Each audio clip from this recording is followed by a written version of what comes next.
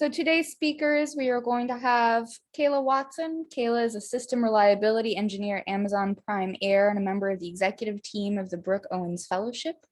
Tanya Harrison from the Z Factor Fellowship. Dr. Harrison is the Director of Science and Strategy for the federal arm of Planet Labs. She works with applied science in the research community across federal civilian science agencies such as NASA, USGS, and NOAA. And Emily Koo from the Brooke Owens Fellowship. Emily is a senior studying aerospace engineering at the Georgia Institute of Technology and is involved in the National Women of Aeronautics and Astronautics chapter, helping produce workshops and tutorials teaching various technical skills to the community. So first up, we will have Kayla. Hi, everyone. Can everyone hear me okay? Awesome. Thank you, Tiffany, for that awesome introduction. I am Kayla Watson from the executive team of the Brooke Owens Fellowship. My day job is a system reliability engineer at Amazon Prime Air. I absolutely love it, and I wouldn't have gotten the opportunity without the Brooke Owens Fellowship. The Brooke Owens Fellowship is a fellowship for women and gender minorities who are passionate about aerospace. My experience with the Brooke Owens Fellowship was one of the most transformative in my life. I wouldn't be the engineer or the woman I am today without it. I feel like the other fellows probably feel similarly about this, and I just felt so personally touched by just so many lives, and I just felt like achieving the fellowship was a lifetime achievement in itself, let alone being able to give back as a member of the executive team. So part of the Brooke Owens Fellowship is there is an internship at a totally cool aerospace company, as well as getting an executive mentor to help guide career decisions and your day-to-day internship responsibilities. So Emily will be talking a little bit more about the fellowship in general and what it includes and how our application process looks like. But I will say that it's disruptive in a positive way. I feel as women and gender minorities, and also myself being a woman of color, we are not the norm in the industry. So seeing our faces show up to internships and full-time jobs is disruptive in a positive way, though. The industry really needs to be shaken up by the best and brightest minds. I'm so grateful that we have Emily on this panel, as well as Dr. Harrison, who has led the way and showed us how amazing it is to have these minds at the table and show us how much is possible through having diversity and inclusion. So thank you all for being on this panel and being awesome in your day jobs and through your work with the different fellowship activities. So the Brooke Owens Fellowship was started by Lori Garver, who is the Deputy Administrator at NASA, Will Pomerantz, the Vice President at Virgin Orbit, and Cassie Lee, who is an executive at Lockheed Martin, for their dear friend Brooke, who is passionate about aerospace, like all of us Brookies, as we call it, all are. I have learned so much through the fellowship. That's how I got my full-time position. I was an intern at Amazon Prime Air in Seattle, and it just taught me so much about what it's like to be in the industry at a company like that. I never thought I would have the opportunity to do that. I came from a lot of people telling me that being in aerospace, like as a woman of color, just wouldn't work out for me. And maybe I should consider a different career path before I even showed up on campus day one. So I definitely struggled with confidence and self-esteem, and being in the fellowship just really helped grow my confidence and make me feel like I had a place in the industry and in the world and was able to make an impact. So I'm eternally grateful for the Brooke Owens Fellowship and what it's done. I think especially coming off a year that probably showed us that we can probably all agree that the world needs to empower our underrepresented communities and just overall have more good in the world. Through these different fellowship programs, we show that it's possible to have more opportunities that uplift and empower these underrepresented communities. and disrupt and shake up the industry that we work in to make sure that we make it to the moon, to Mars, and beyond, because we won't make it unless we do have diversity at the table. So it's the purpose of these fellowship programs now to not only give a seat at the table, to be able to make decisions and help those decisions be made, but to also give students and fellows a gourmet meal that these fellowship programs provide, and also work to extend that table to those who can't even find it or those who can't even get in the dining room. This is what we strive to do and empower. I think we've reached a point where it's just not even an acceptable excuse for people to say the talent isn't there. Through these fellowships, we've proven that the talent is there, and companies can find it, and they won't reach their goals without having diversity at the table. So I'll go ahead and pass it on to Dr. Harrison, I believe, who's next. Great, thanks so much, Kayla. So yeah, I'm Dr. Tanya Harrison. I'm the Director of Science Strategy at Planet Labs, and I'm one of the co-founders of the Z Factor Fellowship. And this was an idea that came up early on in, I can't remember if it was before the pandemic or the early days of the pandemic, where myself, one of the other co-founders, Kiri Lamack, who was the former CEO of the company DreamUp, which would send student payloads to the space station. We were chatting with another colleague of ours, John Conifay, who maybe some folks on the line are familiar with because he's connected with almost everybody in the space industry, it seems. And we were talking about how we really wanted to find ways to help the sector. And I mentioned that I had wanted to start a fellowship for students with disabilities for a really long time, because I feel like in discussions of diversity and inclusion, the aspect of accessibility gets left out quite often. And I really wanted to try to rectify that situation. But instead of making a fellowship that was hyper specific, we said, well, let's create something where we can give opportunities to a lot of people, not just students with disabilities, but anybody that is missing at the table right now. And so the goal of Z Factor Fellowship, similar to Brooke Owens and the Matt Isakowitz Fellowship and Patty Grace Smith Fellowship, is to provide internship opportunities for students who maybe haven't found their foot in the door yet to an aerospace industry internship. But then another thing that we added to this that is a little bit different is that we also have a community service aspect to it as well, because we can only accept so many fellows in terms of the number of internship slots that companies have available. They might want to take on 10 students, but they just might not have that many positions available. So this way we thought the students themselves can get fantastic opportunities, but then take everything they've learned and go back to their community and try to inspire other people from their community to enter STEM fields. And we let the students define both what underrepresented meant to them. So we didn't specifically define what communities are included or excluded. We let students define that themselves in the essays that they write in the application. And we also let them define community. So this could be anything from giving back to their school, to their church, to maybe having an event at their local farmers market to reach the actual community that they live in. So it was really interesting to see in the applications the different approaches that the students took to how they wanted to spread their word, either through in-person events or virtual things online. Obviously, COVID has gotten in the way of doing in-person events, but hopefully we can see more of that in the future. And as Kayla mentioned, there's no shortage of highly qualified students from underrepresented backgrounds in the industry. We didn't know how many applications we were going to get in this first year of the fellowship. We didn't have a lot of time to promote it, to try to get things going in time to have students start over the summer. We got almost 200 applications, and it was so hard to actually filter through them because everybody that applied was amazing, and we had tons of debates, and it really ended up at the end of the day getting down to the minutia of, does this person's project sound slightly more engaging than this other person's project? And we wish we could have taken on more. So really the limitation is not the talent. The limitation is the number of spots that companies have available. And so hopefully more companies will recognize this moving forward, either finding more internship slots or hiring more students like this to put into these positions, because these people just needed a chance. And I know as a student, like coming into this industry with a disability, It was not a welcoming environment. There were no fellowships like this when I was a student. I remember when the Brooke Owens Fellowship was launched, I was heartbroken that I was about to finish my PhD because I thought, oh man, I would love to be a Brookie. This sounds like such an amazing opportunity.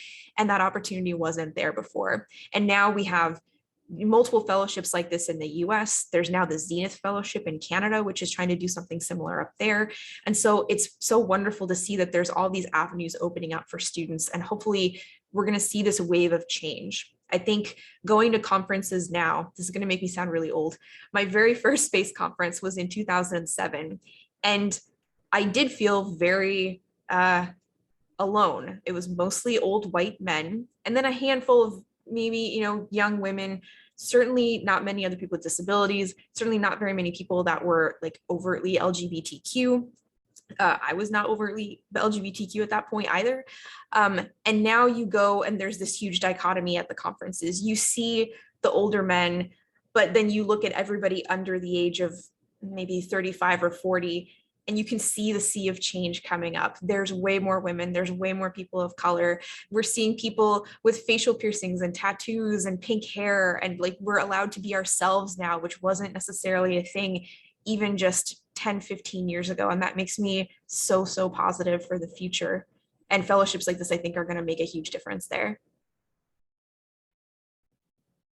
I guess I'll hand it over to Emily now as a current fellow in one of these programs to talk about what the experience has been like.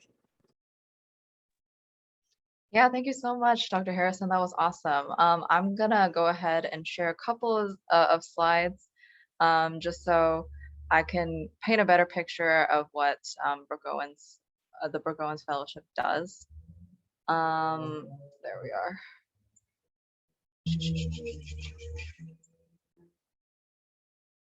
So Kayla did a great job of providing an overview on some of the specifics of the program.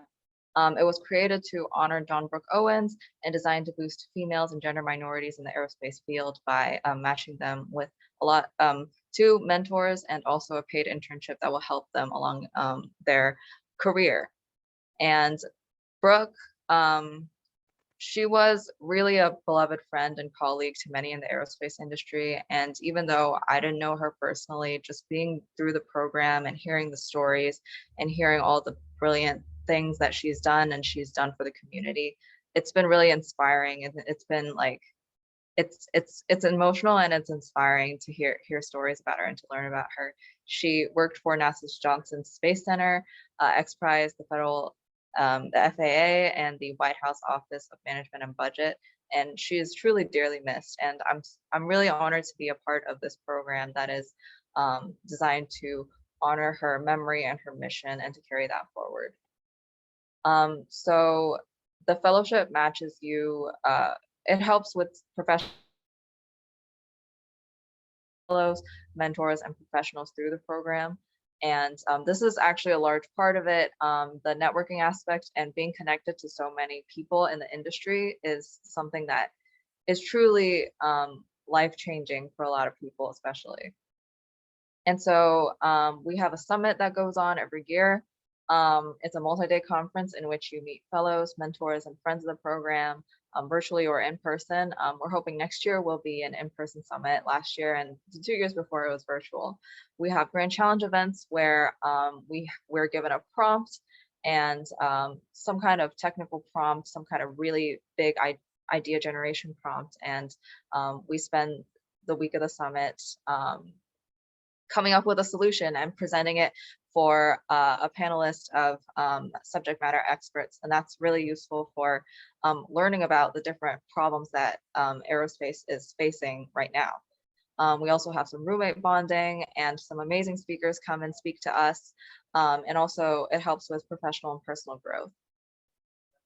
So as mentioned before, you get paired with two mentors, a professional mentor. So think CEOs, astronauts, government officials, industry professionals, who can help you along with your career. They've been in the industry for a long time, so they can help you, give you really valuable advice. And also Brookie alumni mentor. These are previous Brookies who can, which we call Brookie alums, and they can help with school, early career, late career, just anything that you really need. And these are some of our previous host institutions. You'll see a lot of familiar companies in here. And so the program anyone who is an undergraduate student who classifies as a woman or gender minority is eligible for the program. Non-traditional and international students, of course, are always welcome. You must also be available for a full-time internship for the upcoming summer, and also interested in pursuing a career in aerospace, whether it's in science, engineering, business, policy, communications, etc. You do not have to be an aerospace engineering major. So for the application, you'll need a current resume and transcript. So unofficial transcripts are totally welcome. 2 recommendation letters, one that focuses on your achievement, skills, and potential and achievement-oriented settings, and then another one for your character, creativity, and consistency and service-oriented settings. And then 2 original works, which is 1 written essay and a multimedia essay, responding to selected prompts on the website. And the applications are all due on October 8th. So what the application process timeline will look like is you'll submit your application form and all materials by October 8th.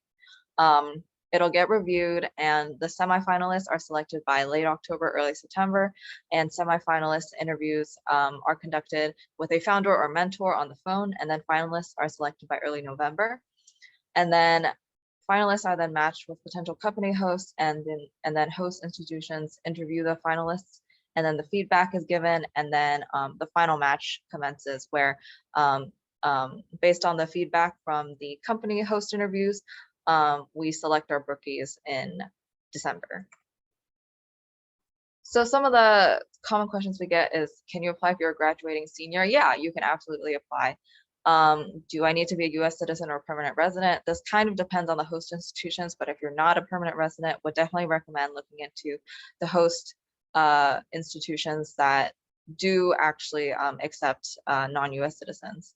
And about 40 fellows are accepted each year, and the remote part of the internship might depend on COVID in summer 2022, but we're hoping that it'll be in person.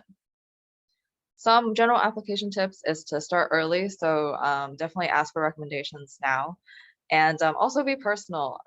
We're trying to get to know you like through an application that's really difficult. So really just like, especially through your multimedia and your regular essays, like just try and be yourself, and also show creativity, have fun with the application, and I can touch on that a little bit later. And also it's useful to get feedback, so brainstorm and review your applications with friends or people who know you well. So some of the personal tips that me and some other brookies came up with is, there is no ideal candidate. We're really not trying to like find a select, like a very like narrow amount of people who fit this particular archetype. We're looking for all kinds of different people. So there's really no like ideal place to be in. And also don't be afraid to be vulnerable and genuine. In fact, I would encourage you to be vulnerable and genuine in your essays to show us like who you really are. And also your multimedia can be anything. Don't feel limited to just like videos or anything. We've had anything from board games to dresses to interpretive dance to all kinds of different submissions. So don't feel limited. This fellowship is also different from others, where they're genuinely invested in your success and you as a person. And I think that's something that's really special about this fellowship, is that we really try to select people based on their journey and their background and and them as people. And I feel like that's what's missing from a lot of job applications and those kinds of things. And also, as long as you're passionate about aerospace, don't stop yourself from applying. There are a lot of rookies who have had trouble with, hitting the submit button, and we encourage you to definitely apply and don't be afraid to put yourself out there. And this is just a quote from our lovely Kayla, who said, "I've never felt so many people personally invested in my success. The mentorship program provided by the fellowship program is phenomenal." And I think that's a great quote that encompasses a lot of how I feel about this as well. So definitely stay in touch. This is where the apply, the link to apply. And also, if you have more questions, feel free to reach out to me or Kayla. We're more than happy to answer any questions. And just in general, like tying this back to the subject of diversity and inclusion, I've especially learned this year how important it is to have a really big support network. I've hosted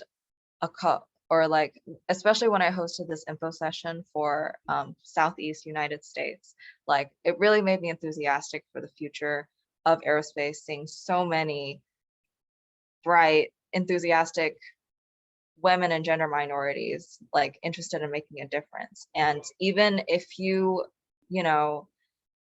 even if you don't get the fellowship, or even if you don't get like opportunities like this, like interacting with people and building that support network, like I got to talk to a lot of like potential applicants, and I know that even if like they don't make it through the selection process, I will be really personally invested in like their success, and I'm really rooting for them. So really just like find a lab, or find a group of people that you really vibe with and who really like support you. And because I haven't had that until this year, to be honest. Like this year, my research group is really awesome, and I've you know had the experience of actually having a really good support group, and I think that's really important. So like, don't be afraid to reach out to people, don't be afraid to reach out and try and find people who really are invested in your success, because I guarantee you, if you look for it, you'll probably find it somewhere. So thank you so much. Awesome. Thank you, all three of you. If anyone has questions, you can put them in the chat or use the Q&A function. I have a question for you while we're waiting to see if any participants have questions. During the last, year and a half with the shift to remote due to COVID, I think a lot of spaces have become more accessible to a diversity of different kinds of people because of that. And I'm curious to hear from all of you if there are things that you think have made diversity and inclusion easier through COVID that you hope to see continued, and on the flip side, if there are things that you think have actually been a hindrance that you're eager to get rid of as soon as possible.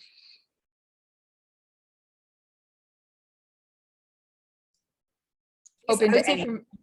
Sorry. I would say from an accessibility standpoint, obviously the rise of remote work has been absolutely amazing. And it's, again, kind of similar to the fellowships. It's just that the opportunity wasn't given to people before to try to do a lot of these jobs remotely. And then we're discovering a lot of folks can, and a lot of companies found that workers were more productive because they were working in their own environment in a way that they were comfortable.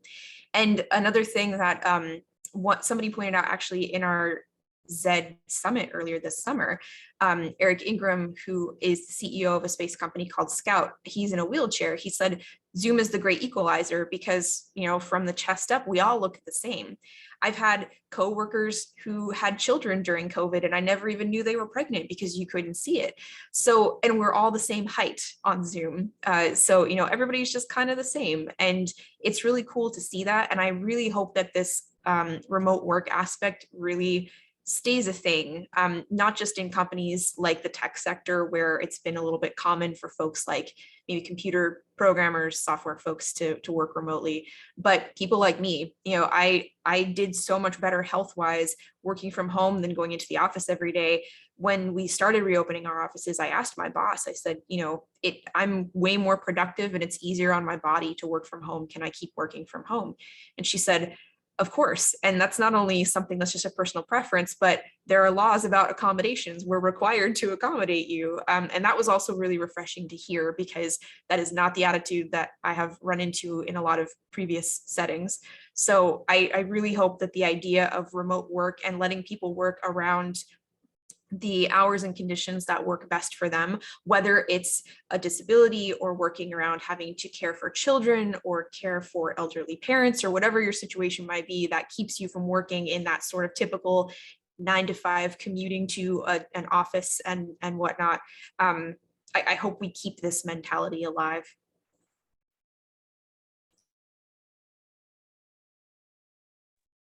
Yeah, and I also think that one thing that I thought of is the sometimes I feel like in large meetings, like in person, I guess it kind of varies from person to person, but like I feel like I have a hard time speaking up sometimes, and especially in like really well moderated like meetings and things, like the raising hand feature is pretty like It's pretty handy for, especially for people who don't feel comfortable speaking up that much. And just in general, like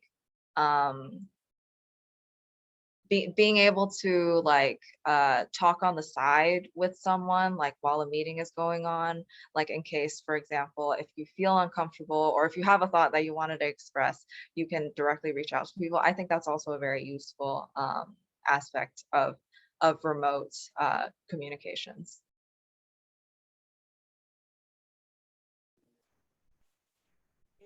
Yeah, I definitely agree with Dr. Harrison and Emily on those aspects. I think one of the nice things of having a space to do remote work is there's more opportunities to bring your authentic self. So at the workplace, I feel like the mask had to be up 24/7, whether you were going to lunch or attending a meeting, and hiding who you were to adapt to what the industry thought was the norm or what would be acceptable. So I'm really grateful and appreciative for the moments during remote work that I can do a Zumba, quick 15-minute Zumba for my lunch, or can like catch up with a friend like after work and not have it feel like I have to keep it all put together and maintain the image that I'm trying to assimilate, but more of I can bring my authentic self. So I'm hoping that that continues when we return to the workplace in general, that people feel more empowered to bring their authentic selves to the office. Because that's when we get our best work done too, and that's just what allows us to be more inclusive.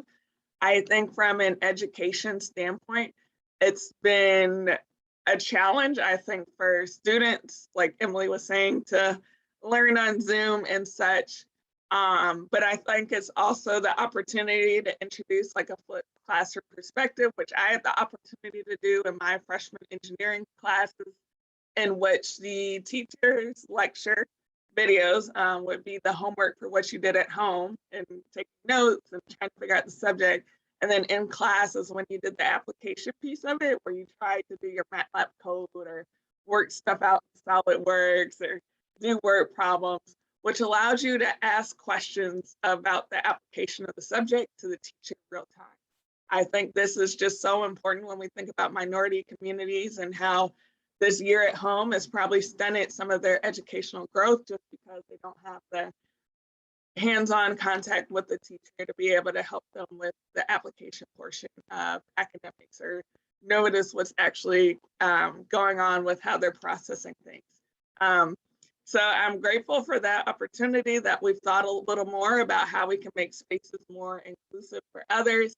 As Dr. Harrison was saying, it's nice to be able to accommodate parents and people with disabilities and all sorts of needs that we just didn't think about before the pandemic. I think we've empowered people to be able to make the decisions that work best for them and bring their authentic selves, which was something that was missing pre-pandemic. So I hope some of that comes into the workplace, but we'll see. Thank you. I think too, like you can attend conferences without having to travel. So it opens up to more people with, lower incomes perhaps, and networking opportunities that didn't exist for some people before. So thank you. If any of the attendees have questions, just a reminder, you can put them in the chat or put them in the Q&A function in Zoom, which is at the bottom of your screen. I'm not seeing any questions yet. I'll just give it a few seconds to see if anyone is typing anything. But meanwhile, if any of you have questions for one another, I don't know how often you all speak outside of this kind of setting and might be interested in talking about the two different fellowships and perhaps what kind of differences there are between the two.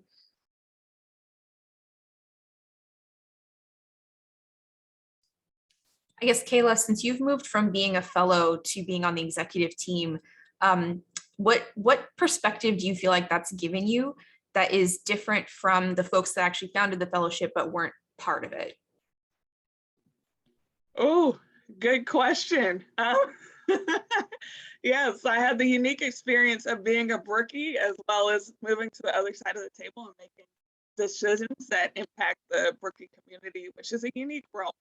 I think there's so many nuanced interactions that Emily can probably tell you about that we have as a fellowship community when it comes to what we think about the application season and how we can help applicants best without giving people giving people an edge that they don't need, as well as how we like to do the summit. Like, do we need more breaks? Like, is it super tiring, but we're like scared to tell the founders because we don't want to upset them, or like aspects just like the mentors and the host companies. A lot of people have experiences that I feel like they share among the fellows, but don't necessarily feel comfortable sharing with like the founder, just because of the high respect we have for them.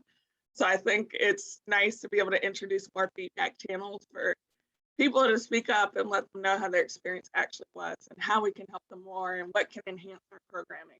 And I think it's been phenomenal to see how the program's grown. Seeing us get the Club for the Future grant was absolutely amazing.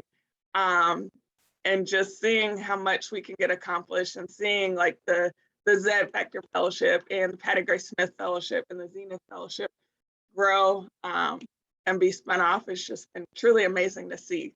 So I think we're just evidence of one of the seeds that the founders planted early on, and seeing it blossom like the other fellowship programs. It's just been amazing, and it's going to allow our reach to get further and empower those underrepresented communities. Question for you, Dr. Harrison. Can you tell us a little bit more about the timeline for the Z Fellowship application season and how the application differs from ours? Yeah, so we actually intentionally wanted to make sure that our application season didn't overlap with the Brooke Owens application, since folks are probably going to apply for more than one if they qualify for more than one. So our applications won't launch until early October, after the applications for Brooke Owens have closed. We'll give you through, I believe we're going through the end of the year to get the applications in. And then the review process is very similar. So the executive team goes through all the written applications. We select a certain number of folks to do phone interviews with. And then from there, we'll down select to the number of fellows based on the number of available internship positions that companies have given us. And the way we did it in the past year, which I seem to work really well, so we'll do it again in the future, is for folks that were really well qualified, but we didn't necessarily have a specific role available at a company to match them with, we would match everyone else and then send the folks that we were really impressed with to all of the companies. We'll send them their resumes and say, hey, we've got these really great candidates. Do you happen to have something where these folks could fit? And one thing that we do a little bit differently from Brooke Owens, at least from what I understand, since I wasn't a fellow, you can correct me if I'm wrong, but instead of having the students select what companies they would like to work with, we do the pairing on our side, because we don't want students to, aim and be like, man, I really want to get an internship at Blue Origin. And if they get matched somewhere else, they're disappointed. And especially if you have students coming in who aren't super familiar with the industry as a whole, they might not necessarily know what the best company would be for the job that they want to do. I see some nodding there. So we want to make sure that we match the right student with the right environment and the right position for them, rather than them hanging their hopes on like a specific name. And I would say like a lot of positive feedback we've gotten this year was from students at a company called Whisk that honestly I was not familiar with at all until they approached us saying they'd like to be part of the fellowship. And they took something like 10 or 12 fellows from that one company alone. And everybody has had such a wonderful experience with them. And they're doing, they're trying to become sort of like the Uber, but the air traffic version, like helicopters or these little like tiny copters to get you around cities. It's really cool. And so I think a lot of students, if they had seen companies on a list, they wouldn't have looked there because they might not have recognized what they are, but their experience has been wonderful. We also do internships year round. So a lot of them have been over the summer, but there are some students that are starting, I guess, oh my gosh, we're almost at the end of September. They've started recently so that we could accommodate folks that have maybe non-traditional schedules, or maybe they were taking classes over the summer and so they needed to do a fall internship or a spring internship instead. So it's been really great to see some flexibility on the side of the companies, not saying, oh, we only want students during the summertime. And then we do a similar setup to Brooke Owens in that the students get a senior mentor, so someone that's been in the field for a while, and then they get a peer mentor who right now, since there were no previous ZED fellows to match them with, we put out a call to the community and asked, for folks that were in early career stages, maybe folks that were from Brooke Owens or Maya Sakowitz, if they wanted to help mentor the current fellows.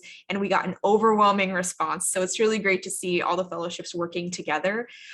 When we founded ZED, we actually approached Will Pomerantz and we were like, we want to make sure that you don't feel like we're trampling on your toes or anything like that. We really want to work together. And of course, Will, if you haven't met him, is one of those wonderful people in the world. He was like, no, the more fellowships, the better, the more opportunities, the better. Let's all go out there and do this. And that was, I think that's the thing I love the most about the space sector is that, I don't know, the media kind of portrays all of this oh, SpaceX versus Blue and companies fighting against each other. But then you actually come and meet the people that are in the industry and we're all just space is cool and anything that's happening is amazing. I don't care what company you get a job at. If you get your dream job at any of the space companies, it makes me happy for you as a person.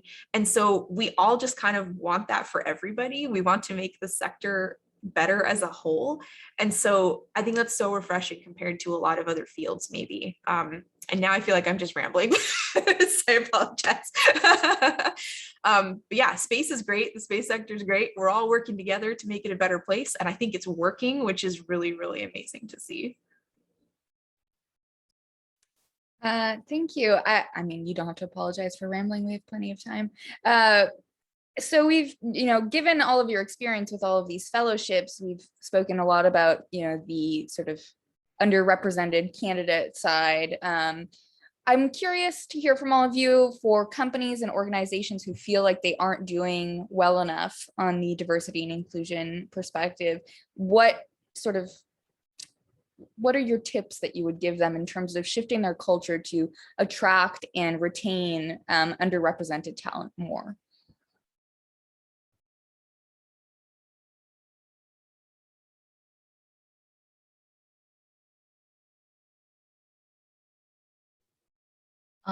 Coming from someone who's kind of going into the industry a little bit, well, to be fair, I have a couple more years, but I will be going into industry in a little bit.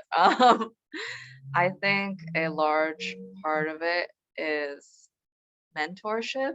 So I feel like you can give a lot of opportunities to people from underrepresented backgrounds and they'll take it. But I feel like retention is especially an especially important subject to keep in mind because a lot of people come into aerospace, but not too many, especially from those kinds of backgrounds, stay in aerospace. So one of the things that's really helped me in my internships and really felt like I was being invested in and that I was valued is a lot of mentorship, and especially valuable mentorship from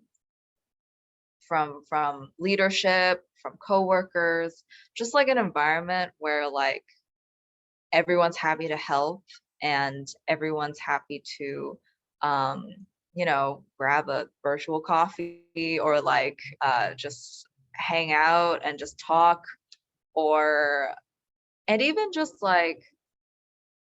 having conversations about it. I remember my current research lab, my supervisor, during my first day here was hey, so I know that it can be kind of tough being in AE, as a woman, you probably have to deal with a lot. You don't have to deal with any of that here. If you deal with any of that, let me know. You already have to deal with that in classes and other things. That's not happening here. So if you encounter anything, just talk to me about it. There won't be any issues. And I think that really helped me feel a lot more supported. And so just mentoring people, investing in their potential, and having open conversations and making sure that line of communication is open, I think can really help in that aspect. Yes, I have to agree with you, Emily. I think it's just those little seeds that people plant that make you feel valued and like you have a space in the industry just go so far. Like I got my passion for aerospace through taking an aerospace science class in 8th grade, and I loved it. Like I would go home and watch the NASA channel for fun. But somewhere along the way, that dream kind of died, or like nobody really invested in it. And so I got to high school and I was in my chemistry class. And my chemistry teacher pulled me aside and said, "Hey, like, you really need to do something in the sciences." And I didn't think like I could do something in the sciences. Like I immediately thought I needed to be on the complete other side of things because there's no way I could do it. And nobody told me I could. And so that really meant a lot. And that's what went into deciding to get an aerospace engineering degree. And then I had another moment where my mom didn't think I was cut out for aerospace necessarily. So she sent me to summer school in a summer bridge program for minority engineers. And I was pretty upset that my summer before college was taken up by that, but that was just a life-changing experience in which I was still going in with the doubts, like, okay, I'll probably get in, take a class, and then switch my major because engineering is not for me. But I remember sitting in an engineering class, like doing some MATLAB, and the teacher just comes by and said, "Hey, Kayla, like you're actually kind of good at this." And I was just so touched. I was like, "Really?" And that was the moment it clicked, like, I can maybe do engineering. And those moments just stood out and really just like helped me go along the way. And just the professors I had that said, "Hey, like you're actually like good at this. Like you actually can't make it." Like just help silence the self-doubts I had being an underrepresented person in the field.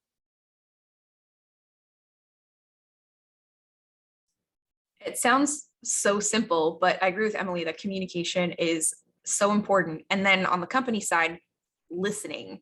You know, if you just get input from people and you don't do anything about it, then that doesn't help anyone. One thing that I've really appreciated at Planet is that every quarter we do these huge surveys across the whole company about how people are satisfied, how satisfied people are with their jobs in tons of different ways.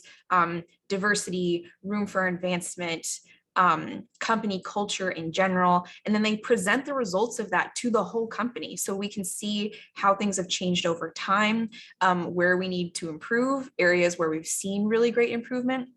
And I think that level of transparency is really nice to see. And we actually had an intern that came in the last quarter that did like very specifically a diversity and inclusion survey across the company to get feedback from folks because they wanted to see, you know, how are people feeling, especially in this remote environment. A, and B, working during a global pandemic is very stressful to people. And I will say, like, to their credit, Planet has been so wonderful at understanding that we are people during the pandemic and like making sure everybody is okay, separate from just doing your job. But like, hey, as a human, are you okay in your life? And if you're not, let us know. We want to help you. And that kind of environment is so, it like adds to that support network. It's not just we want to support you in your career, but it's also we respect you as a human and we want to help you on that side as well. And I think that that has been really refreshing to see. Again, it's not something I've encountered in a lot of other workplaces before. They're basically just, you know, are you producing your output? Okay, great. I don't care what other stuff you might be dealing with in your life because it doesn't matter to us. So yeah, actually like taking the time to solicit that feedback and then truly listening and evaluating, okay, what are we doing well and what are we doing that could use some improvement? And let's actually talk to the people that are telling us what needs to be improved so that we can make the right steps rather than just kind of operating in a bubble saying, look, we're doing so great. We're hiring more women of color this year. And it's like, okay, well, did you talk to the women of color that were already here to see if they were enjoying their jobs and feeling satisfied? And maybe they would give you some clues as to why there weren't more women of color sticking around, for example. I'm speaking in a hypothetical sense. This is not about Planet, just to make that clear. But I could see this situation coming up somewhere. So yeah, just listen. I think that that's something that can benefit us in life in general. Communicate, learn how to communicate well with people in the world, and then listen when they're trying to tell you something. Absolutely. Thank you. I don't see any questions in chat or in the QA function. I think people have had the opportunity to write them. So if any of you have any other remarks that you'd like to make, otherwise, I think we will start to wrap it up. Thank you for dropping that information. Yeah, reach out if you want to apply or know anyone that should apply. Like, definitely let them know about any of these fellowship opportunities. Like I said, they're absolutely life-changing, and they could be that career boost for someone that just needs that extra push and encouragement.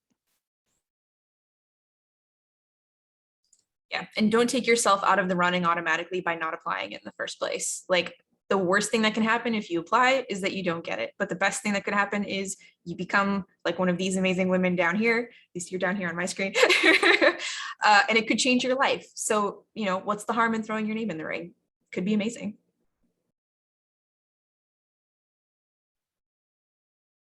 Awesome. Thank you all so much. Oh, Emily, sorry. Did you want to go ahead? I just had a quick note that, like, yeah, and support each other, you know, like it's sometimes hard because you know, it can feel really isolating, like being the only woman, the only woman of color, the only person with disabilities like in the room. But when you find people who are like you, I feel like it really is a magical thing. So like, you know, and when you support others, the support will come back to you as well. So like, definitely would encourage that too. All right. Thank you all so much. This was fantastic. Really wonderful discussion. Appreciate all of the perspectives that you all brought, and I hope everyone enjoys the rest of the conference. Thank you so much for having us. Yeah, thanks everyone. Yeah, thanks. Take care.